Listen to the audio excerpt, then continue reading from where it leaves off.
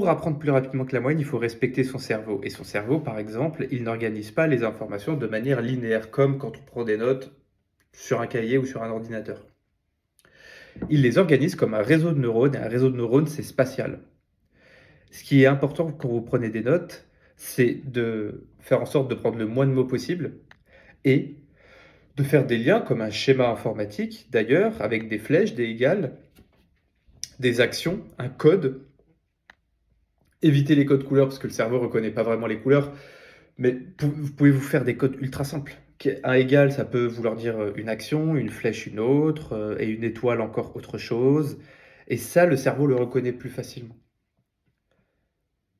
Donc, il ne faut pas non plus prendre mot pour mot et ligne sur ligne avec des codes. N'hésitez pas à les disposer sur une page blanche et à les lier entre eux. C'est quoi le sujet principal qui va obtenir le plus de flèches? Et c'est quoi un sujet annexe qui, en fait, on avait l'air qu'il était central, mais c'est juste un détail parce qu'il se retrouve en haut à droite de votre feuille et on se rend compte qu'il a moins de liaisons que les autres. Lesquels sont concomitants? C'est-à-dire A a une incidence sur B, B a une incidence sur A, pour ceux qui ne parlent pas français correctement.